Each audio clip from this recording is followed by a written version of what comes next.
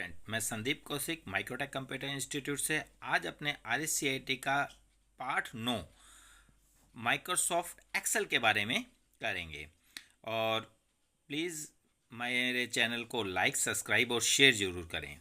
Question number first, MS Excel में page का नाम व इसका एक्सटेंशन बताना है। तो MS एक्सेल में पेज को बोलते हैं वर्कबुक और इसका एक्सटेंशन .xlsx होता है, ठीक है ना।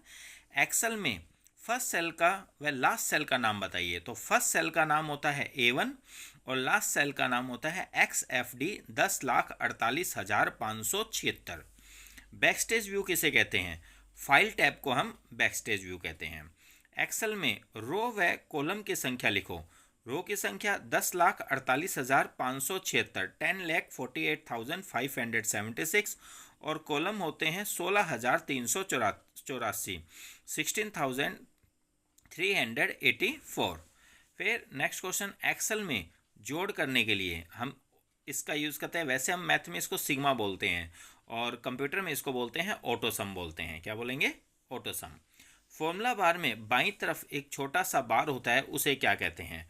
तो उसे नेम बॉक्स बोलते हैं। अर्थात फॉर्मूला बार के इस साइड होगा, ये इधर जैसे ये फॉर्मूला बॉक्स है, इस साइड जो बॉक्स होगा उसे नेम बॉक्स बोलते हैं, जिसके अंदर सेल का एड्रेस होता है कि हमारा A1 के अंदर है, B6 के अंदर है, किसके अंदर हमारा कर्सर है, वो आपको नेम बॉक्स में पता लग जाएगा। एक्सेल 2019 में बाय डिफ़ॉल्ट सीट की संख्या, तो बाय डिफ़ॉल्ट सीट की संख्या 1 होती है और 2000 जो 7 और 10 है उसमें बाय डिफ़ॉल्ट सीट की संख्या 3 होती है और 2019 के अंदर कितनी होती है? 1 होती है।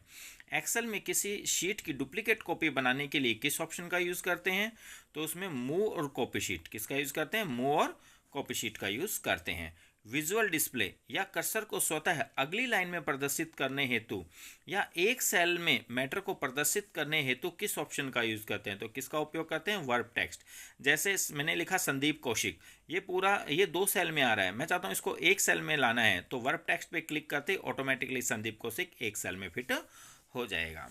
नेक्स्ट है क्वेश्चन नंबर 10, लिखे गए मैटर को एक सेल के बीच में अर्थात रो को खाली करके मैटर के रो के बीच में प्रदर्शित करने हेतु किस ऑप्शन का यूज़ करते हैं? तो इसमें किस ऑप्शन का यूज़ करते हैं? हम मर्ज एंड सेंटर। मर्ज का मतलब खाली करना, सेंटर का मतलब बीच में लाना। जैसे ये मैटर है, ये आपकी पूरी रो है, इसके बीच में लाना है, तो जैसे ही मर्ज एंड सेंटर करेंगे तो ये मैटर उठ के कहाँ पे आ जाएगा? रो के बिल्कुल बीच में आ जाएगा और इस तरह से बिल्कुल खाली हो जाएगी। जो बीच में जो कॉलम्स बने होते हैं वो यहाँ से हट जाएंगे।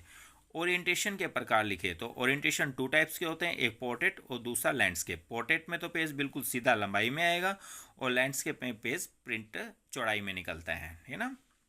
नेक्स्ट, एक्सेल में सिलेक्टेड मैटर को प्रिंट करने हेतु किस ऑप्शन का यूज़ करते हैं? तो सिलेक्टेड मैटर को प्रिंट करने के लिए प्रिंट एरिया, अर्थात जितना मैटर आप सिलेक्ट करोगे उतना मैटर आप प्रिंट एरिया से सेट करके उसका प्रिंट आउट निकाल सकते हैं। दिए गए बैकग्राउंड को हटाने के लिए किस ऑप्शन का यूज़ करते हैं? तो नॉर्मल सा है, डिलीट बैकग्राउंड, और इम्पोर्टेंट क्वेश्चन भी है।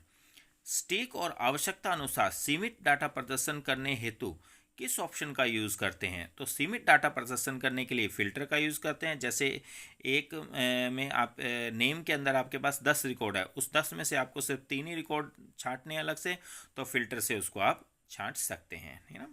सेल रेफरेंस के प्रकार लिखो। तो सेल रेफरेंस सबसे पहले तो रिलेटिव रेफरेंस। रिलेटिव में जैसे A1 इंटू B1, ठीक है ना, जो इसमें इन सिंपल है ये A1 और B1। दूसरा एब्सोल्यूट सेल रेफरेंस, इसमें जैसे D2 दे दिया, मल्टीप्लाई लगा दिया, इसके आगे डॉलर लगा है, $G और $1, मतलब जिसके आगे डॉलर लगा हुआ है मतलब उसमें किसी प्रकार का परिवर्तन संभव नहीं होता, तो ये क्या होता है? एब्सोल्यूट होता है।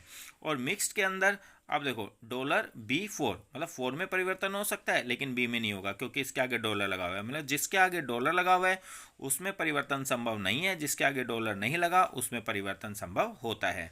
तो ये क्या हो गया?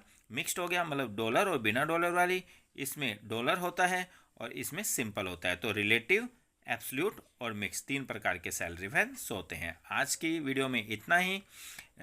इसका पार्ट 9 का पार्ट 2 अगली वीडियो में देखें और प्लीज़ लाइक, सब्सक्राइब, शेयर जरूर करें। Thank you.